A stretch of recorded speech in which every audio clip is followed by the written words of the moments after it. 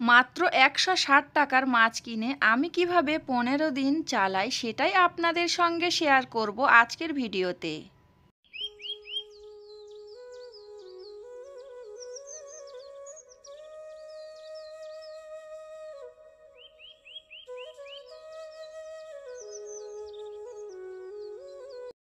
আসসালামু আলাইকুম প্রিয় দর্শক, আমি উম্মে রুমান অন্ধ্রপ্রদেশের খাম্মাম শহর থেকে নতুন একটি ভিডিওতে সবাইকে ওয়েলকাম করছি। যে যেখান থেকে আমার ভিডিওটা দেখা শুরু করেছেন আশা করছি সবাই ভালো আছেন, সুস্থ আছেন। আমরাও আলহামদুলিল্লাহ অনেক অনেক ভালো আছি। আজকের ভিডিওটা সকাল থেকে শুরু করেছি। সকালে ছাদের উপর উঠেছিলাম, ছাদের কিছু ফুল গাছ সেগুলো ভালো লেগেছিল আর একটু আপনাদের সঙ্গে শেয়ার করেছি। তারপরে কিন্তু আমি রুটি বানিয়ে নিয়েছি আর রুটিগুলো হটপটের মধ্যে রেখে দিয়েছি। সকাল সকাল গরম গরম দুধ চা করেছি আর 2টা রুটি নিয়ে খেয়ে নেব এখন আমি। ছেলের আব্বু আর ছেলেও খেয়ে চলে গিয়েছে বাজারে। বাজার থেকে মাছ এনেছে, তেলাপিয়া মাছ, লাইলেন্টিকা মাছ, যে যেই মাছটা বলেন না কেন, তো আমি দুটোই নামে বলি এই মাছটাকে। তো এই মাছটা ১৬০ টাকা দিয়ে এনেছে আর এখন আমি মাছগুলো পরিষ্কার করে নেব। এই মাছটা ছিল অনেক টাটকা এবং ফ্রেশ, সবাই খাল বিল থেকে ধরে আর বিক্রি করছে কম দামে। এমনিতে লাইলেন্টিকা মাছ আমার খুবই পছন্দের, তাছাড়া যখন মাঝে মাঝে পাওয়া যায় তখন আপনাদের ভাইয়া কিন্তু নিয়ে চলে আসে। মাছগুলো সাইজে অনেক বড় ছিল আর ক্যামেরাতে অনেকটা ছোট মনে হচ্ছিল, তাছাড়া 2টা মাছ কিন্তু ছোট ছিল। যেহেতু মাছের সাইজ অনেক বড় তাই মাছের পাখনাগুলো অনেক মোটা মোটা এবং বড় বড়, তো আমার কাটতে খুবই প্রবলেম হচ্ছিল। আপনাদের ভাইয়াকে বললাম এত বড় বড় মোটা মোটা পাখনা আমি কিভাবে কাটবো, তো আমি কাটতে পারছি না। তো আপনাদের ভাইয়া বলল আমি কেটে দিচ্ছি, কোনো সমস্যা নেই, আমি পাখনাগুলো ঝটপট করে কেটে দিচ্ছি, তারপরে বাকিটা তুমি পরিষ্কার করে নাও। এই সময় আমার রাফান বাবুকে বলেছি বাবা একটু ক্যামেরা করে দাও তো। তো সে ক্যামেরা করে দিয়েছে, ছোট মানুষ কিন্তু ক্যামেরাটা অনেক নাড়ানাড়ি করেছে। তো কি আর করার, ছোট মানুষ যেটাই করেছে এটাই অনেক আমার জন্য। আপনাদের ভাইয়া পাখনা কেটে দিয়ে বলছে আমি একটু ঘষে পরিষ্কার করে দিই, তুমি এতগুলো মাছ কিভাবে কাটবে, কাটতে তোমার কষ্ট হয়ে যাবে, তাছাড়া ছোট বাচ্চা যদি কান্না করে তাহলে তুমি কিভাবে কি করবে। তো আমি বললাম তুমি হেল্প করবে বলছো যখন তাহলে তো ভালোই হলো, তো হেল্প করে দাও তাহলে। আপনাদের ভাইয়া আগে আগে আমার এই সব কাজগুলো কখনোই করে দিত না। যখন থেকে তার ছোট বাবুটা এসেছে দুনিয়াতে তখন কিন্তু তারপর থেকে আমার সব কাজে হেল্প করে। যখন আমার একটা বাচ্চা ছিল তখন কিন্তু আমি একটা বাচ্চা নিয়ে সব কিছু ম্যানেজ করতে পারতাম, আর 2টা বাচ্চা হয়েছে তখন কিন্তু একটু সমস্যা হয়ে যায়। তাই আপনাদের ভাইয়া চেষ্টা করে আমাকে একটু হেল্প করার জন্য। 2জনে মিলে মাছ ঘষে পরিষ্কার করে নিয়েছি, এখন আমি মাছের পিস করে নেব। যখন আমি মাছের পিস করছি আপনাদের ভাইয়াকে বলেছি যে এতগুলো মাছ আর মাছটা অনেক ফ্রেশ ছিল, তো কত টাকা দিয়ে মাছটা এনেছো। তো আপনাদের ভাইয়া বলল ১৬০ টাকা দিয়ে এনেছি, একটু কম দামে পেয়ে গেছি। সব সময় এই রকম দামেও পাওয়া যায় না আর এই রকম লাইলেন্টিকা মাছ পাওয়া যায় না, তবে মাঝে মাঝে পাওয়া যায়। আমি তখন অবাক হয়ে বললাম ১৬০ টাকার এতগুলো মাছ কি করে হয়, এই মাছগুলো তো আমাদের 1 মাসের বেশি চলে যাবে। তো আপনাদের ভাইয়া বলেছে কম দামে যেহেতু পেয়েছি তাহলে এই মাছগুলো 15 দিন চালিয়ে ফেলো, এর বেশি চালানোর দরকার নেই। আমরা যেহেতু মধ্যবিত্ত ফ্যামিলির মানুষ তাই সব কিছু আমাদের হিসাব করেই চলতে হয়। কোনো একটা জিনিস যদি বেশি করে আনে বেশি করে খেয়ে ফেলবো বা নষ্ট করব, সেটা তো হতেই পারে না, কারণ আমাদের ফ্যামিলির নাম হচ্ছে মধ্যবিত্ত। আমাদের সব কিছুই হিসাব করে ম্যানেজ করে চলতে হয়। আর সব কিছু হিসাব করে চলি বলে আমরা কিছু পয়সা জমাতে পারি, তারপরে কিন্তু আমাদের ফিউচারের জন্য কিছু ব্যবস্থাও করতে পারি। ১৬০ টাকার মাছ আমি কিভাবে 15 দিন চালাই, তো সেই হিসাবটা আপনাদের সঙ্গে শেয়ার করছি। আমি এখানে মাছ হিসাব করে করে 8 ভাগে ভাগ করেছি, তো একদিন পরে একদিন রান্না করলে কিন্তু আমাদের এমনিতেই 15 দিন চলে যাবে। সব সময় সবাইকে দেখি মাছের মাথা দিয়ে মুগ ডাল দিয়ে রান্না করে। তো আমি ভাবলাম মাছের মাথাগুলো আলাদা করে রেখে দিই, ডাল দিয়ে রান্না করব।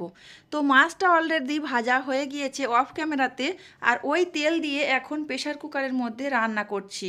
আর তেলটা একটু কালো হয়ে গিয়েছে, তবুও বাদ দেইনি, কারণ ওতে মশলা ছিল, তাই এই রকম একটু হয়ে গেছে। আর প্রেসার কুকারে রান্না করলে খুবই সহজে রান্নাটা হয়ে যায়। তো তেলের মধ্যে পেঁয়াজ, সব রকম গুঁড়ো মশলা এবং আদা রসুন বাটা, জিরে মরিচ বাটা সব কিছুই দিয়েছি, দিয়ে নাড়ে দিয়ে খুব সুন্দর করে এটাকে কষিয়ে নিচ্ছি। এখন আমি এর মধ্যে কেটে রাখা আলুগুলো দিয়ে দেব। অনেকগুলো মাছ ভেজেছি, আর ওই মাছ কিছুটা ভাজা খাওয়া হবে আর কিছুটা সবজি দিয়ে তরকারির সাথে খাওয়া হবে। তো এখানে কেটে নিয়েছি আমি ঝিঙে। তেলেঙ্গানা এরিয়ায় এই ঝিঙেটার নাম হচ্ছে বেরাকাই, অনেকে বেরাকাই বলে। তো আমি একটু আপনাদের সঙ্গে শেয়ার করলাম যে তেলেঙ্গানা এরিয়াতে ঝিঙের নাম কি বলে। তো এখন আলু আর ঝিঙে খুব সুন্দর করে প্রেসার কুকারে কষিয়ে নিচ্ছি।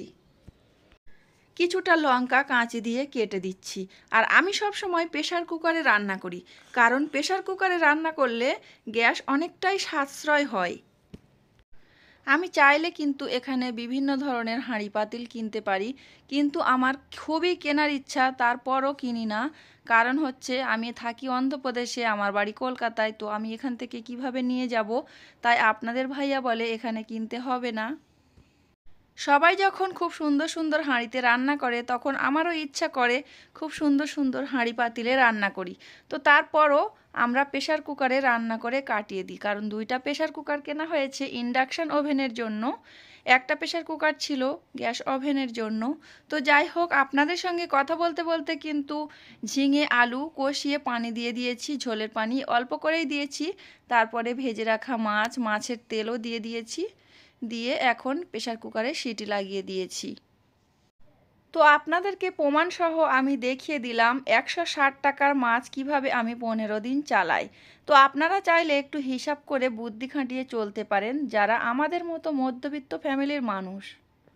প্রেসার কুকারে 2টা সিটি লাগিয়ে একটু নাড়াচাড়া করে নিয়েছি, রান্নাটা কমপ্লিট হয়ে গিয়েছে। এখন সার্ভিং ডিশে পরিবেশন করে আপনাদের সঙ্গে শেয়ার করে দিলাম।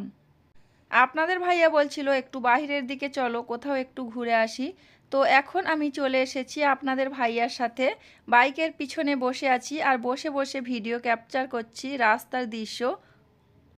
এখন যেহেতু ঠান্ডার সিজন আর ঠান্ডা প্রায় শেষের দিকে, গরম পড়ে গিয়েছে, বাহিরে বেরিয়েছি, দেখতে পাচ্ছি খুবই গরম, আগুনের ঝলকার মতো অনেকটাই গরম। তো বাহিরে বেরিয়েছি আর এতটা গরম লাগছে, তারপরও একটু ক্যামেরা ক্যাপচার করলাম আপনাদের সঙ্গে শেয়ার করার জন্য। রুমের মধ্যে থেকে বুঝতে পারি না যে বাহিরে কতটা গরম। শীতের সময় কিন্তু রোদ ভালো লাগে, আর এখন যেহেতু গরম পড়ে গিয়েছে, তাই রোদ আর একদমই ভালো লাগছে না। এখন ব্রিজের উপর দিয়ে যাচ্ছি, আর নিচের সাইডটাও একটু ক্যাপচার করার চেষ্টা করেছিলাম।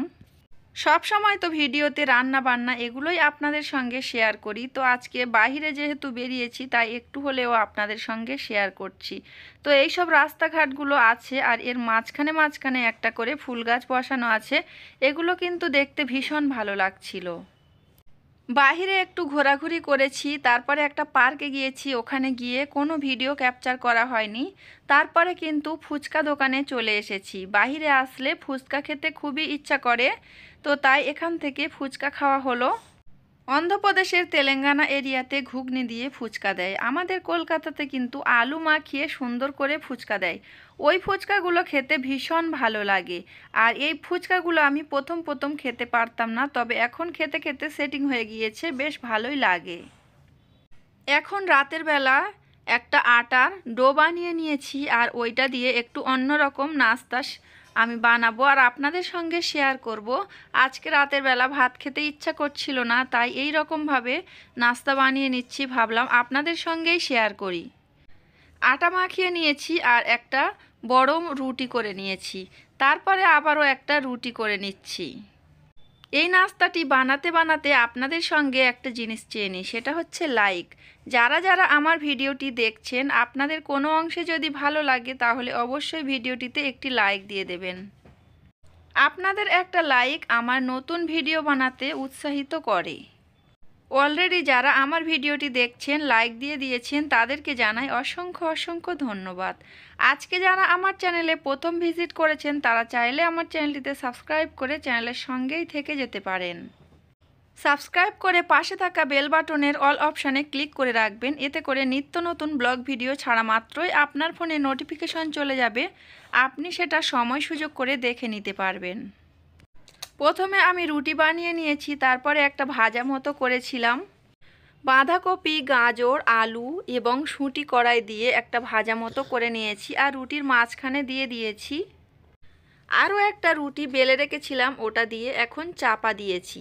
তারপরে আমি কাঁটা চামচ দিয়ে একটু ডিজাইন করে নেব। এভাবে করে নাস্তা কখনো বানানো হয়নি, তো ভাবলাম আজকে যেহেতু বানাচ্ছি তাই আপনাদের সঙ্গে একটু শেয়ার করি। এই নাস্তা বানানোটি আপনাদের কাছে কেমন লেগেছে অবশ্যই কমেন্ট করে জানাবেন। যদি ভালো লাগে তাহলে আপনারাও ট্রাই করতে পারেন। এই নাস্তাটি রেডি করে আমি তাওয়াতে দিয়ে আর তেল দিয়ে এপিট ওপিট করে ভেজে নেব। নাস্তা বানানো হয়েছে, আর খেয়ে যেহেতু ভয়েস দিচ্ছি তাই আমি বলছি, এই নাস্তাটি যদি একটু ছোট করে বানানো হতো তাহলে মনে হয় বেশি ভালো হতো। নাস্তা বানাতে বানাতে আপনাদের কাছ থেকে বিদায় নেব। পুরো ভিডিও জুড়ে অনেক কথা বলেছি, কথার মধ্যে যদি কিছু ভুল বলে থাকি তাহলে ক্ষমা দৃষ্টিতে দেখবেন। নাস্তা বানানো কমপ্লিট হয়ে গেলে আমি একটা প্লেটে তুলে নিয়েছি, তারপরে আমি ছুরি দিয়ে 4 ভাগে ভাগ করে কেটে নিয়েছি। তারপরে এই নাস্তাটি আমরা সবাই অনেক মজা করে খেয়ে নিয়েছিলাম। আর এই নাস্তা খেতে খেতে আপনাদের কাছ থেকে বিদায় নেব। ভিডিওটি প্রায় শেষ পর্যায়ে চলে এসেছে। সবাইকে সুস্বাস্থ্য কামনা করে এবং পরবর্তী ভিডিও দেখার আমন্ত্রণ জানিয়ে আজকের ভিডিওটি এখানে শেষ করলাম। সবাই ভালো থাকবেন, সুস্থ থাকবেন। আল্লাহ হাফেজ। আসসালামু আলাইকুম।